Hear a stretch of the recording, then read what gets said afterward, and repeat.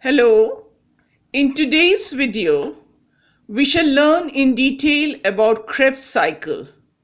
By the end of this video, you'll have a clear understanding about the formation of acetyl coenzyme A and the major reactions of Krebs cycle. Let us start with a brief introduction to aerobic respiration. When free molecular oxygen is used in the respiratory breakdown of organic substrate, it is known as aerobic respiration. Aerobic respiration includes three major phases, namely glycolysis, Krebs cycle, and terminal oxidation or electron transport system. Glycolysis is an anaerobic process which takes place in the cytoplasm. Stepwise enzymatic breakdown of the hexose sugar glucose occurs, forming two molecules of pyruvate and generating two ATP molecules. Krebs cycle is a cyclic process which takes place in the matrix of the mitochondrion in the presence of several enzymes and coenzymes. Acetyl coenzyme A is completely oxidized and carbon dioxide is released in stepwise manner. Two ATP molecules are generated in Krebs cycle. The oxidation of reduced coenzymes into their oxidized forms is known as terminal oxidation. The process involves electron transfer through various electron carriers which form electron transport system ETS or respiratory chain. Free molecular oxygen is the final acceptor of electron. Out of 38 ATP molecules, 34 ATP molecules are generated by electron transport system. In this video, we shall deal with Krebs cycle in detail. Krebs cycle is also called the TCA cycle, that is tricarboxylic acid cycle, because the organic acids formed in the cycle contains carboxylic groups. It is also called the citric acid cycle because the primary intermediate compound formed is citric acid. A series of chemical reactions occur to release stored energy through the oxidation of acetyl coenzyme A derived from carbohydrates, fats, and proteins. The cycle also provides precursors of certain amino acids and also reducing agent NADH that is useful in other reactions. In eukaryotic cells, the citric acid cycle occurs in the matrix of the mitochondrion. Let us look into the formation of acetyl coenzyme A. Each pyruvate molecule formed in glycolysis undergoes oxidative decarboxylation to form acetyl group, which combines with coenzyme A to form acetyl coenzyme A in the perimitochondrial space. This is known as acetylation of pyruvate. Hydrogen released combines with NAD to form reduced coenzyme NADH2, which forms 3-ATP in electron transport system. In this process, carbon dioxide is released. Acetyl coenzyme A is a connecting link between glycolysis and Krebs cycle. By the way, if you're getting some value out of this video, please like and share the video so that all of us can learn, unlearn, and relearn together. Also, please consider subscribing the channel and press the bell icon to get instant notification of all the upcoming videos. Now, we shall understand the major reactions of Krebs cycle. First step is condensation.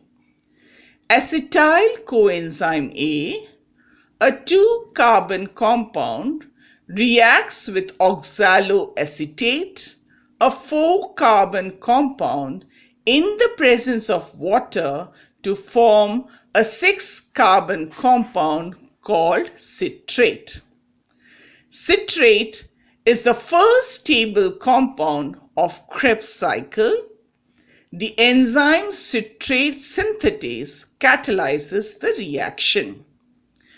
Coenzyme A released is recycled for acetylation of another molecule of pyruvate.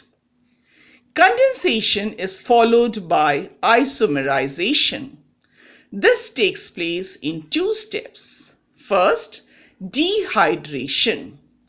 Citrate loses a molecule of water to form a 6-carbon compound, namely cis-aconitate. The next step is hydration. Cis-aconitate forms isocitrate by the addition of water. Isocitrate is an isomer of citrate. Next step is oxidation. Isocitrate undergoes oxidation to form 6-carbon compound oxalosuccinate. The 2 hydrogen atoms released combines with NAD to form NADH2. Isocitrate dehydrogenase enzyme and manganese ions are necessary for this reaction. Oxalosuccinate is decarboxylated in the presence of enzyme oxalosuccinate decarboxylase to form a 5-carbon compound, namely alpha-ketoglutarate. Carbon dioxide released comes out of the mitochondria. Next step is oxidative decarboxylation. Alpha-ketoglutarate undergoes oxidative decarboxylation in the presence of coenzyme A and forms succinyl coenzyme A, a 4-carbon compound. Hydrogen removed from the substrate is received by NAD to form NADH2. During this reaction, carbon dioxide is released. Enzyme alpha-ketoglutarate dehydrogenase catalyzes this reaction.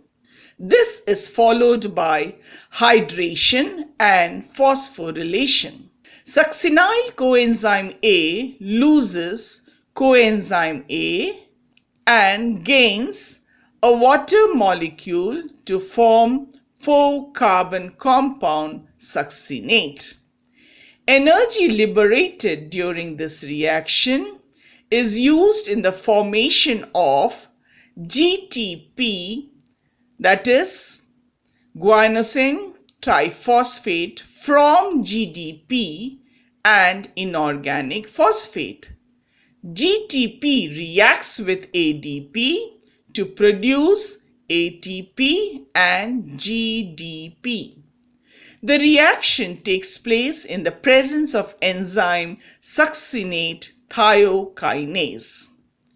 Next, succinate is oxidized by dehydrogenation to form a 4-carbon compound fumarate.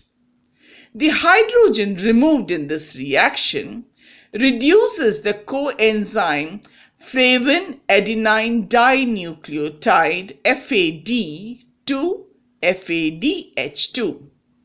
The reaction is catalyzed by the enzyme succinate dehydrogenase. Fumarate accepts a water molecule to produce malate, a 4-carbon compound in the presence of enzyme fumarase. Malate is oxidized by removal of hydrogen and oxaloacetate gets regenerated.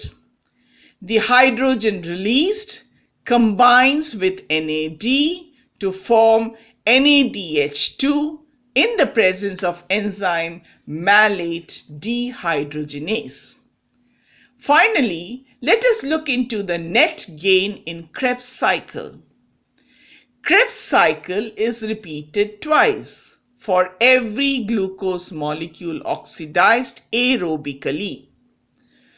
2 turns of Krebs cycle produce 6 molecules of NADH2, 2 molecules of FADH2, and 2 molecules of ATP. 3 molecules of water are used up, and 2 molecules of carbon dioxide are released during each turn of Krebs cycle. The respiratory pathway is an amphibolic pathway. Krebs cycle shows dual nature as it participates in both catabolic and anabolic pathway. Catabolic pathway is the stepwise breakdown of complex organic substrate into simpler substance. During this process, many intermediates are formed which are used for the synthesis of various biomolecules. Thus, it also follows anabolic pathway. So today, we have learnt in detail about Krebs cycle. I have some practice questions for you. Please share your answers in the comment section below. You can pause the video and write down the questions if you like. Thank you so much for your time and participation. If you haven't subscribed to my channel yet, please consider subscribing the channel and press the bell icon to get instant notification of all the upcoming videos. Also, if you want to discuss any particular topic in biology, please mention that in the comment section below. I'll see you there. Goodbye. All the best.